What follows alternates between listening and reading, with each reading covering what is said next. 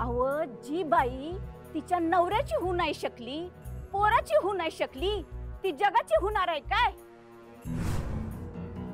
आणि ही भुवनेश्वरी सूर्यवंशी नाव लावतीया। अहो ती खरी सूर्यवंशी हाय का ते तरी विचारा की।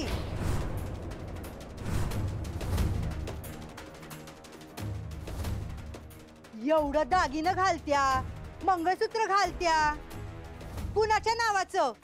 चारू हा सूर्यवंशीचा?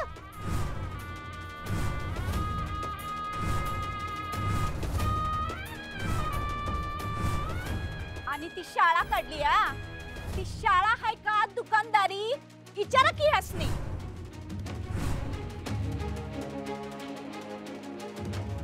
एकीकडं शिक्षणाला नाव ठेवायची आणि एका बाजूला शाळा उघडायची। शाळा कसली, दुकान हाय ते।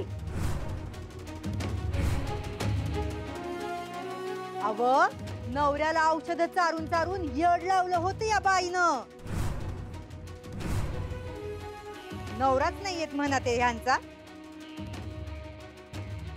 मग काय यांना वाटणार आहे त्यांच्याबद्दल माया? नाहीतर काय?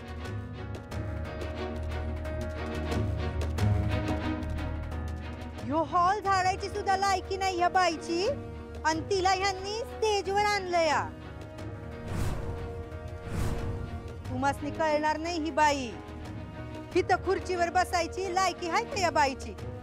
अव ज्या सुनेला बक्षीस दिलं हिच्या असते तिला मी घराबाहेर काढायचं कारस्थान करायली ही बाई।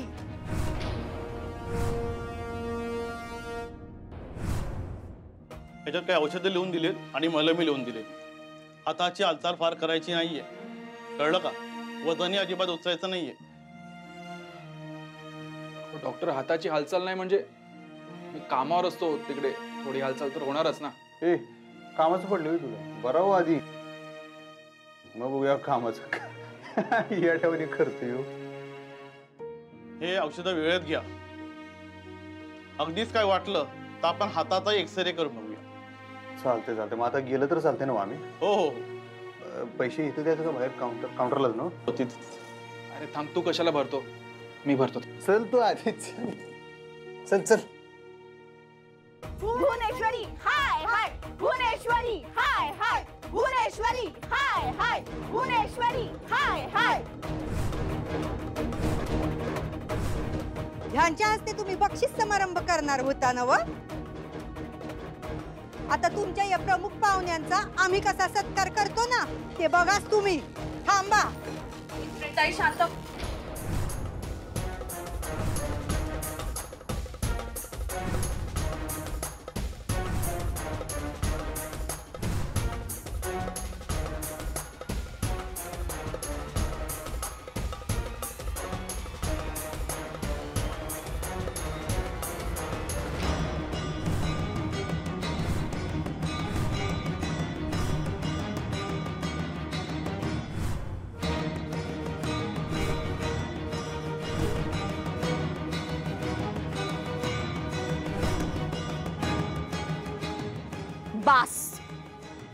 बास झालं।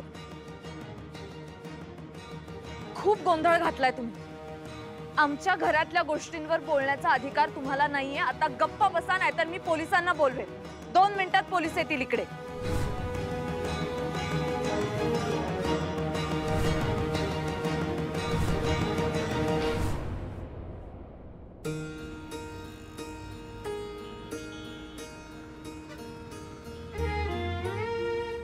ऐक माझं, मी रिक्षाने जातो घरी, तू जा। डोसक्यावर पडलीस काय ओंक्या? चल की मर्दा, सोडतो तुला घरला, चल। अरे ऐक माझं, तू जा कार्यक्रमाला। अरे तो बक्षीस समारंभ संपला असेल, आता तू कशाला लोड घ्यायला? चल की। अरे भावा, नसेल संपला, अक्षरा रागवेल तुझ्यावर। जा तू, ऐक माझं। नाही नाही, त्या काय राग, तुला उलट जर मी असं सोडून गेलो ना तर ते जास्त रागवतील माझ्यावर।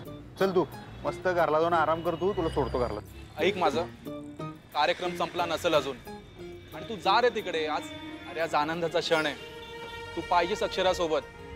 आणि सॉरी, माझ्यामुळे तुला वेळेवर जाता नाही आलं। गबरे, तुझी तब्येत महत्वाची मर्दा, बाकी काय महत्वाचं नाही आता। चल घरला चल. एक काम कर, पाहिजे तर गाडीत बसल्यावर तू शिवानी वहिनीसनी फोन लाव. काय विचारते असली बक्षीस समारंभ अजून चालू आहे का संपलाय, मग आपण ठरवूया काय ते. चल चल चल आता चल, पहिलं घरला चल. काय म्हणालात तुम्ही? ह्यांनी कारस्थान केलंय मला घरातून बाहेर काढण्यासाठी. वय वय केलंच की. नाही का ग, माहिती केलंय, होतं की मग काय केलंच की. एक मिनिट थांबा थांबा, शांत व्हा. तुम्ही फक्त त्यांच्यातली सासू बघितली, त्यांच्यातली आई दिसली तुम्हाला? आणि काय काय म्हणाला तुम्ही? स्वतःच्या मुलाची त्या होऊ शकल्या नाही. अधिपतींवर जेवढा जीव आहे ना मॅडमचा, तेवढा कुठल्याही आईचा तिच्या मुलावर असल्याचं माझ्या बघण्यात तरी आलेलं नाहीये.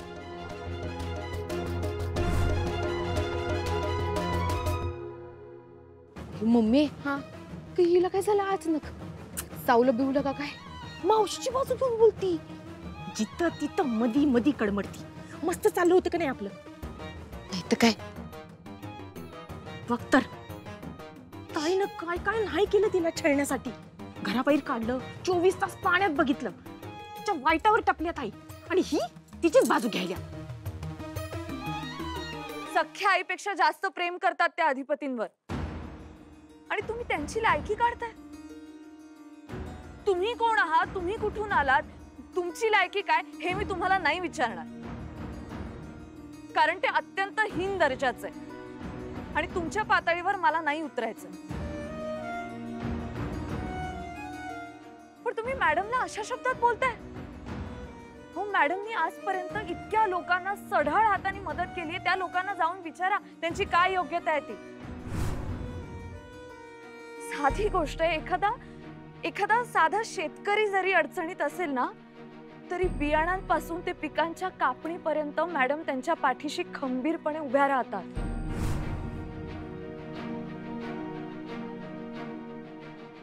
त्यांच्या मुला मुलींची लग्न लावून दिली आहेत मॅडमनी. त्या लोकांशी जाऊन बोला ना तुम्ही.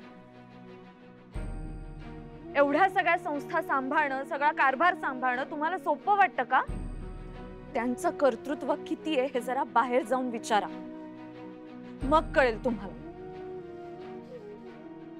आणि तुम्ही पण बायकाच आहात ना? हे बघा, तुम्ही कोण आहात, कुठून आलात त्याच्याशी मला काहीही घेणं देणं नाही. पण एका महिलेवर अशा पद्धतीचे आरोप करताना, तिची अशी विटंबना करताना तुम्हाला लाज नाही वाटली?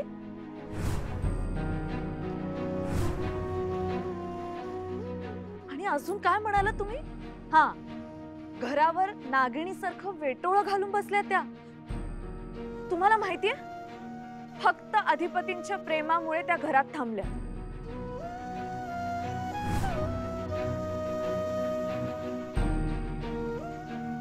एखाद्या व्यक्तीवर जीवापाड प्रेम करणं, तिच्यासाठी आपलं अख्खं आयुष्य समर्पित करणं, हा गुन्हा वाटतो तुम्हाला? हा गुन्हा वाटतो? चारुहा सूर्यवंशी म्हणजे माझे सासरे यांच्या बायकोच्या अधिकाराने नाही, अधिपतींच्या आईच्या अधिकाराने ते या घरात राहतात. माझे सासरे जरी त्यांना बायको मानत नसले तरी अधिपतींनी त्यांना आई मानलंय. तो अधिकार त्यांनी दिलाय मॅडमला. आणि मुळात आमच्या घरातल्या गोष्टींवर बोलण्याचा अधिकार तुम्हाला कोणी दिला?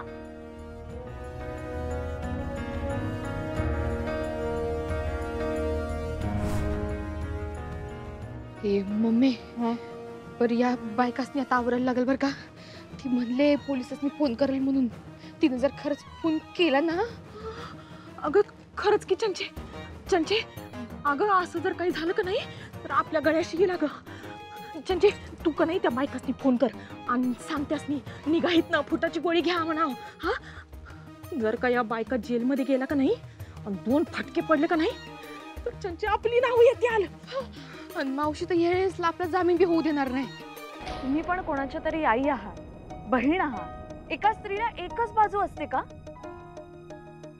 ती कोणाची तरी आई असते, बहीण असते, मुलगी असते, बायको असते. सतत कुठली ना कुठली तरी भूमिका ती बजावत असते. ह्या सगळ्याचा विचार करून तुम्ही त्या स्त्रीविषयी बोललं पाहिजे. आई म्हणून त्यांचं काय मोठेपण आहे हे तुम्ही पाहिलं नाही.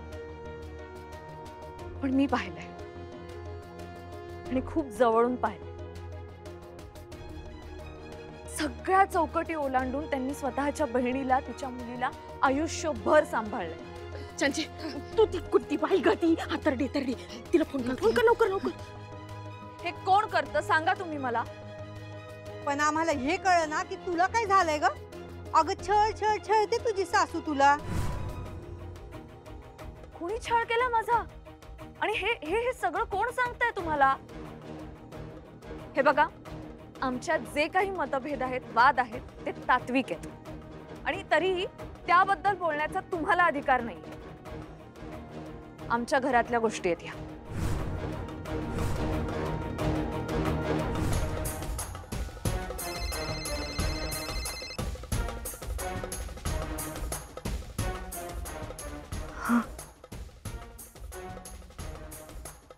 बरं बरं. भुवनेश्वरी हाय हाय. भुवनेश्वरी हाय हाय. चला ग निघूया. राहू दे. चला चला.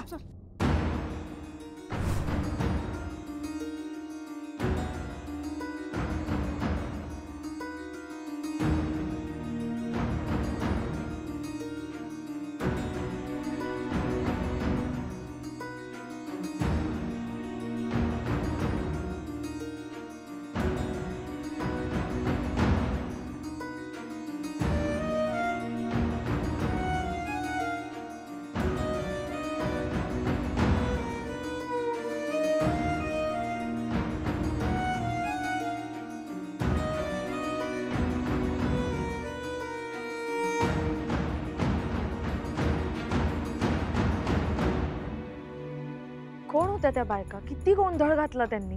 मॅडम आम्हालाही माहित नाही कोण होत्या त्या. मॅडम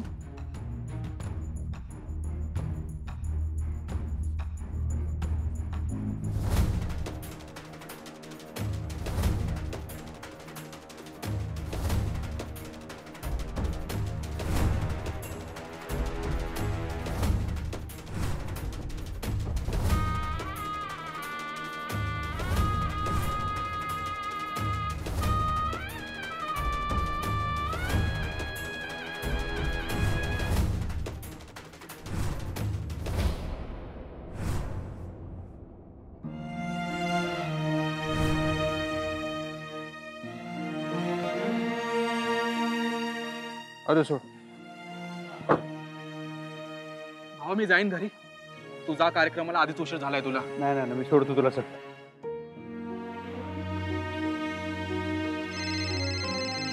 हे बघ, आपल्या न्यूज चॅनलचा फोन आला. लाऊडस्पीकरवर टाक. हा बोल शिवानी. हॅलो. शिवानी वहिनी तो बक्षीस समारंभ चालू आहे अजून का संपला? अहो भाऊजी इकडे सगळा गोंधळ झालाय. हो काय झालं? अहो कोणीतरी बायका आल्या होत्या आणि आपला बक्षीस समारंभ थोरल्या सरकारांच्या हस्ते होता ना. ह्या बायका थोरल्या सरकारांविषयी खूप काही बोलल्या. हो कोण बायका? माहित नाही कोण बायका होत्या त्या, पण खूप ऐकवलं हो त्यांनी थोरल्या सरकारांना. वाटेल तसं बोलल्या त्यांना आणि त्यांच्या अंगावर चप्पल सुद्धा फेकली. हो कुणाची हिम्मत? कोण होत्या? काय माहित कोण होत्या त्या बायका, पण सगळा गोंधळ झालाय. हो इकडे आईसाहेब कुणीकडे आहेत आता? त्या बायका गेल्यानंतर थोरल्या सरकार पण निघून गेल्या. हा शिवानी फोन ठेव. भावा तू जा, मी जाईन घरी. भावा नीट जा आणि ड्राईव्ह सेफ.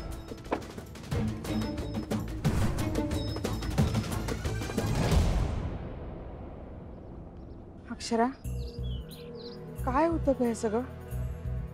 का आनंदाचा क्षण आणि या बायकांनी ना सगळ्यावर पाणी फिरलं अक्षरशः.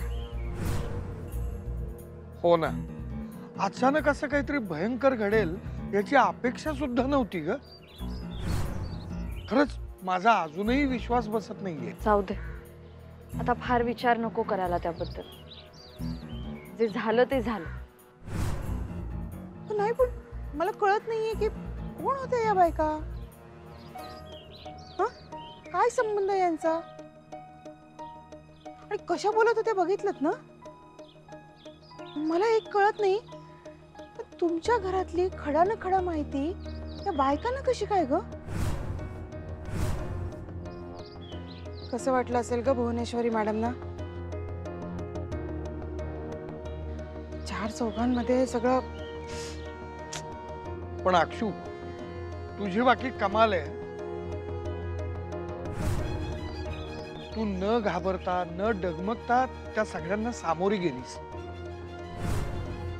मॅडमची बाजू लावून धरलीस. खरंच अगदी बरोबर केलंस. काय बरोबर केलं? त्या बायका जे म्हणाल्या ते बरोबर आहे. इरा, काय बोलतेस तू? खरं तेच बोलतीये. कुठल्या अधिकाराने राहतात ग त्या घरामध्ये आणि मालकीण म्हणून मिरवतात? इरा, अगं हा त्यांचा वैयक्तिक प्रश्न आहे आणि त्या बायकांना तरी काय गरज आहे का बोलायची? बाबा, कोणीतरी हे बोलायलाच पाहिजे होतं. केवढा माज आहे त्यांना, समोरच्याची काही ठेवत नाहीत त्या बोलताना. बरं झालं जशास तसं उत्तर मिळालं त्यांना. इरा, वाटेल ते बोलू नको. माझं तोंड तू बंद करणारच ग. पण कसं आहे, कोंबडा झाकला तरी दिवस उजाडायचा राहत नाही. जगाला काय सत्य तेच कळालंय. इरा, बास, खूप बोललीस. दुसऱ्यांची तोंड बंद करता येत नाही म्हणून माझं तोंड बंद करायचं नेहमीच हिचं. इरा, इरा थांब बघ. अहो, जाऊ दे तिला. नवीन आहे का हे? नेहमीच झालंय तिचं. अक्षरा, तू मात्र आता घरी जा हं बाळा, कारण तुझी गरज आहे ग घरी. हो, तुम्ही नका टेन्शन घेऊ, होईल सगळं व्यवस्थित. माझा विश्वास आहे तुझ्यावर आणि आज तो आणखीन वाढलाय. अक्षू, आणि काहीही लागलं ना तरी आम्हाला फोन करा बाळा, बरं का? ठीक आहे. चल, येऊ का आम्ही? हो. चला बघू ती इरा कुठे. चष्मा वगैरे घेतला का सगळं? हो हो. हा.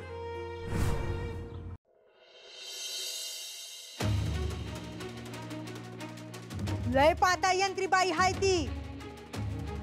अहो, जी बाई तिच्या नवऱ्याची होऊ नाही शकली, पोराची होऊ नाही शकली, ती जगाची होणार आहे काय?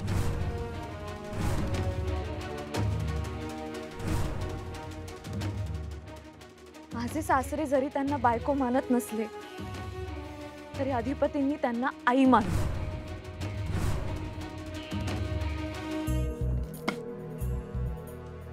कडी लावली हातून. होय, अगं दार उघड. अगं असं स्वतःला कोंडून घेऊन काय म्हणणार आहे? अगं उघड की, चहा आणलाय तुझ्यासाठी. उभे उभे.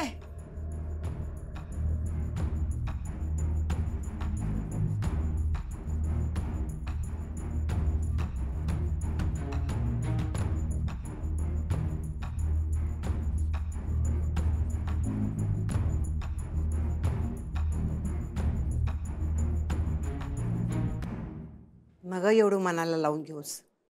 चहा आणलाय, पी, बरं वाटेल तुला.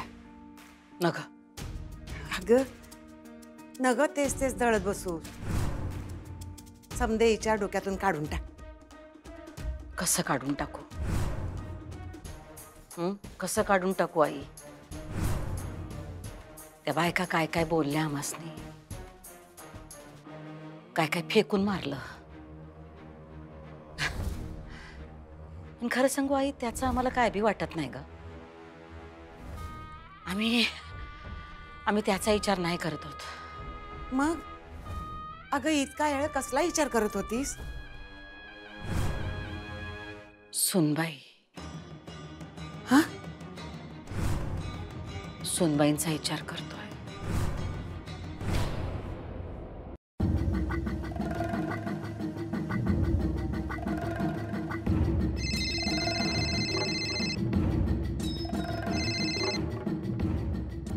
हा क्या बोल. काय रे भावा, पोचलास का घरी? नाही, अजून रस्त्यातच आहे मी. ट्रॅफिक लागले. भावा, मॅडम कशा आहेत? काही समजलं का? फोन झाला का? अरे नाही रे, दोघी मी फोन उचलणं झालेत माझा. काय कळ ना. आई साहेबांनी भेटल्यावरच कळेल काय ते, त्याशिवाय काही चैन पडणार नाही. पोचीन मी आता थोड्या वेळात. चल ठेवतो. चल. बरं भावा,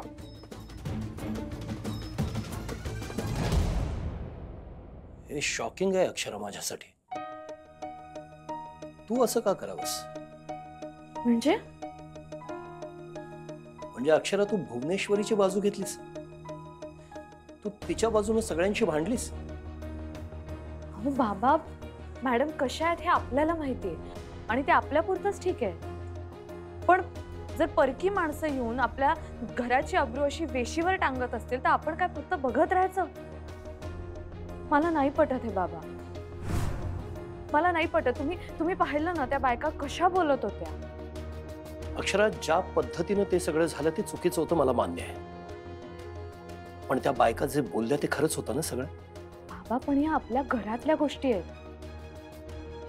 असं चार चौघात त्या मांडण्याचा त्या बायकांना अधिकार कोणी दिला?